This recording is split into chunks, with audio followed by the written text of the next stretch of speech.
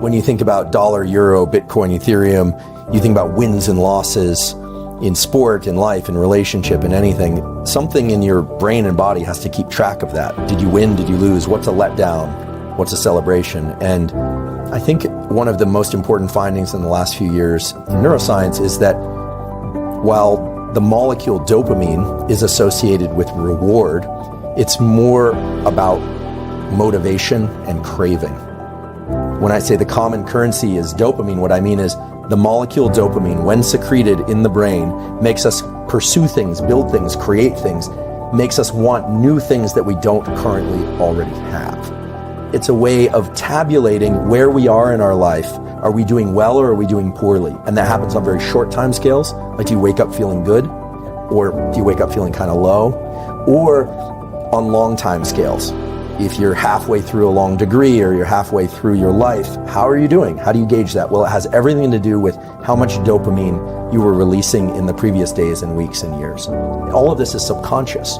But what's cool is that once you make these processes conscious, once you understand a little bit about how dopamine is released and how it changes our perspective and our behavior, then you can actually work with it.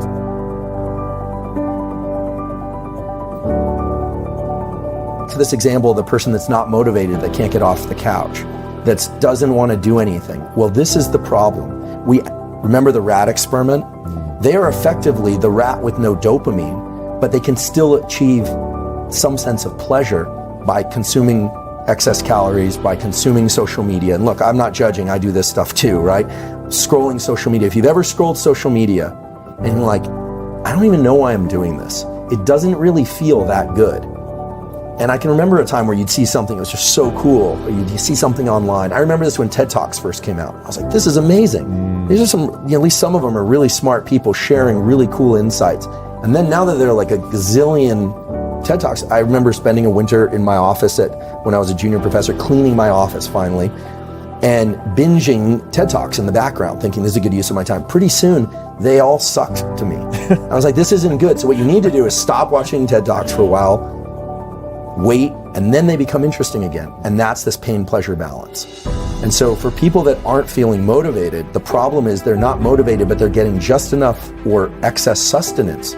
So they're getting the little mild hits of opioid. It becomes an opioid system. And if you think about the opioid drugs, and then there's the kind of opioid-like effects of constantly indulging oneself with social media or with video games or with food or with anything, to the point where it no longer evokes the motivation and craving. And this is really the new evolution of the understanding of dopamine in neuroscience, which is that dopamine itself is not the reward.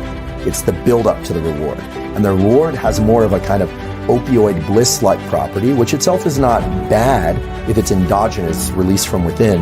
But when we can just sit there like the rat with no dopamine, gorging ourselves with pleasures, so to speak, what you end up with is somebody that feels really unmotivated, and those pleasures no longer work to tickle those feel-good circuits. And so there's no reason for them to go out and pursue it. And that's a pretty dark picture. So the keys are to pursue rewards, but understand that the pursuit is actually the reward if you want to have repeated wins, okay? The celebration has to be less than the pursuit. And that's hard for some people to do. If you can start to identify the craving as its own internally released drug, this thing dopamine, that is a source of motivation, then what you realize is that capturing the reward is wonderful, but attaching dopamine to the reward is actually a little bit dangerous. Celebrating the win more than the pursuit, it actually sets you up for failure in the future. And so this gets us right into something called dopamine reward prediction error. Reward prediction error is basically if you expect something to be really great and then it's not quite that great, your dopamine baseline lowers. And now, understanding what we know about dopamine, that means that not only did you feel as if you lost because it wasn't as much a celebration as you thought it would be, but it also means that you're starting from a lower place, meaning you are less motivated. Anytime you have a bunch of dopamine and you're in pursuit, after you achieve a win, now this could be a business win, a relationship, a win of any kind, but inevitably there's going to be a tipping back of the scale on the pain side. And that pain side is always going to go a little bit higher than the dopamine side. So this is what you would feel if you pursued a goal like building a big company. Here it comes, the big sale. And then there's the, well, what now? The kind of letdown. Now, if you simply wait and stop pursuing dopamine for a short while, the scale starts to reset. The problem is a lot of people immediately roll right into the next pursuit. And then what happens is that scale starts to get stuck on the pain side. Little bit more. And pretty soon, no amount of seeking will allow you to experience that craving and motivation.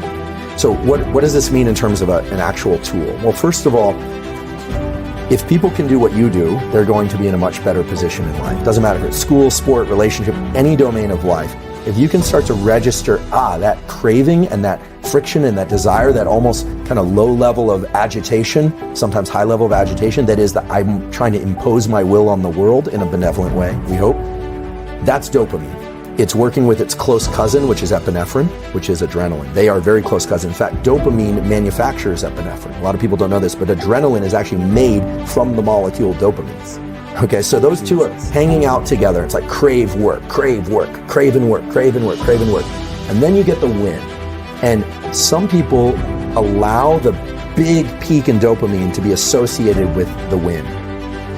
And smart people learn to adjust their celebration internally, right? This is all internal. You could throw the biggest party in the world, but as long as you're kind of laid back and looking at this, not letting yourself get manic crazy, you won't necessarily crash as hard, and pretty soon your system will reset. So you take the day, you clean up the dishes, you relax, you go, what now? I'm feeling a little low.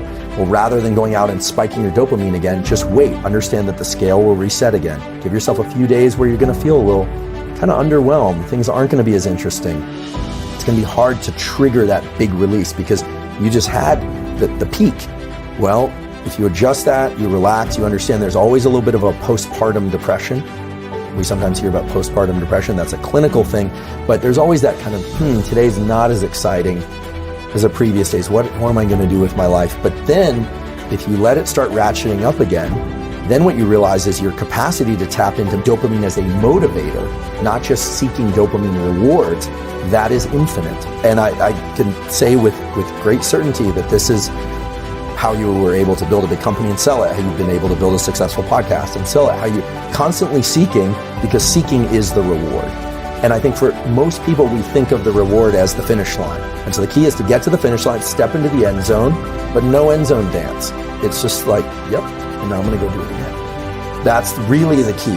That's the key to doing it over and over. And when I see big athletes or academics or anyone or musicians and they rise and crash, it's clear they've lost the touch with the motivation evoked dopamine.